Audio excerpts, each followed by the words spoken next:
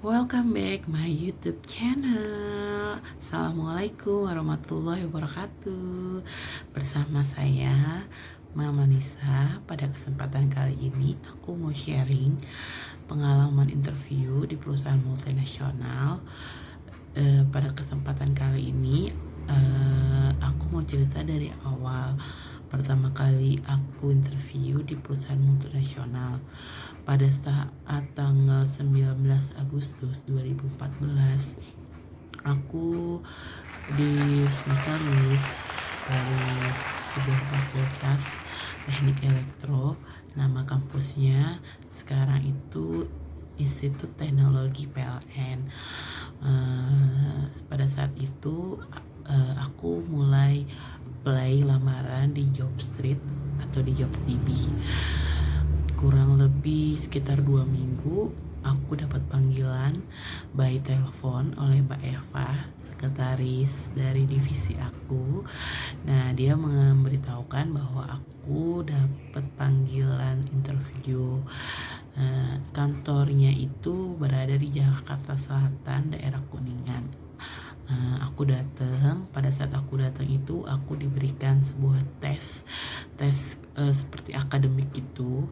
Yang satu berupa soal electrical, yang satu lagi berupa soal mechanical. Soalnya itu berupa esai dan dalam bahasa Inggris. Setelah menyelesaikan tes akademik tersebut, aku langsung interview dengan usernya. Terdiri dari 2 orang. Dua-duanya itu orang Jepang. Yang satu namanya Shimamura, yang satu lagi namanya Ito. Pada saat itu aku diberikan beberapa pertanyaan mengenai background pendidikan aku, yaitu electrical. Lalu aku disuruh untuk menjelaskan apa itu single line diagram di papan tulis. Aku gambar apa itu single line diagram dan menjelaskan kepada mereka. Setelah itu aku juga memberitahukan pengalaman aku magang di perusahaan Jepang juga selama 3 bulan, yaitu di perusahaan kontraktor namanya Taiyo Sinar. Aku jelasin aku magang 3 bulan itu ngapain aja, apa yang aku lakukan. Nah, setelah itu di akhir sesi interview aku ditanya ada yang mau ditanya lagi, terus aku bilang kalau memang aku diterima kapan aku diberitahukannya. Kata si memuranya 1 minggu setelah interview. Nah, sebelum rentang waktu seminggu itu aku dapat panggilan juga di perusahaan kontraktor lokal yang berada di daerah Tebet, Jakarta Selatan. Lalu aku datang. Pada saat itu aku mengerjakan soal psikotes. Lalu aku ketemu dengan HRD-nya di ACC. Hari itu juga diterima, langsung nego gaji. Setelah itu lusanya masuk kerja. Nah, pada saat hari kedua aku masuk kerja di perusahaan kontraktor lokal itu, aku dapat telepon dari Mbak Eva. Ternyata aku lulus dan bisa diterima di perusahaan multinasional itu, namanya Shimizu Corporation. Dia perusahaan kontraktor Jepang yang branch office-nya itu ada di Jakarta. Lalu aku datang untuk nego gaji dengan HRD-nya, yaitu namanya Mbak Amel. Setelah nego gaji, aku ditentukan kapan mulai masuk kerjanya. Mulai masuk kerjanya itu tanggal 1 Oktober 2014. Jadi kurang lebih sebulan setelah lulus, setelah sidang skripsi, aku sudah bisa bekerja. Setelah itu pas saat aku bekerja, aku juga mengutarakan pada si Memura pada sesi wawancara itu untuk penempatannya itu di kantor. Si Memura juga menanyakan ingin ditempatkan di mana, di kantor atau di proyek. Lalu aku menjawab di kantor.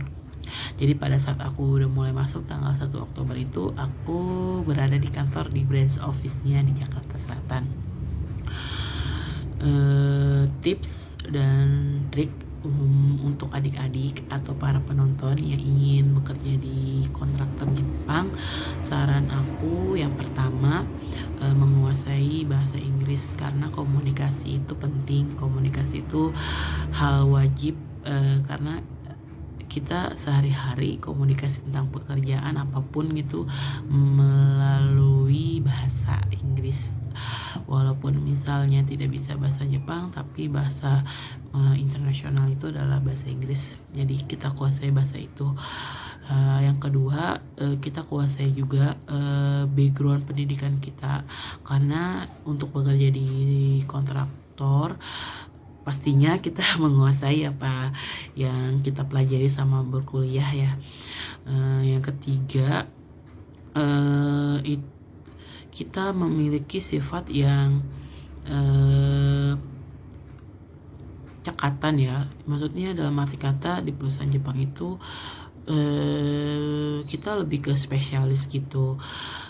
Cuma pada saat kita bekerja itu pastinya deadline ya, dan menurutku di perusahaan Jepang itu strict banget ya, jadi kita mesti bisa beradaptasi dengan pekerjaan kita nggak bisa yang kayak leha-leha gitu aja. Kalau udah deadline bener-bener yang lembur, karena kan aku bagiannya itu bagian divisinya namanya QSM Engineer, yaitu bagian estimasi untuk sebuah tender.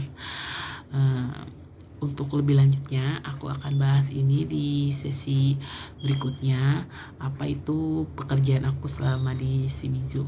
Oke, aku harap untuk adik-adik dan para penonton yang nonton ini termotivasi dan mempunyai gambaran kira-kira untuk interview di perusahaan Jepang seperti apa.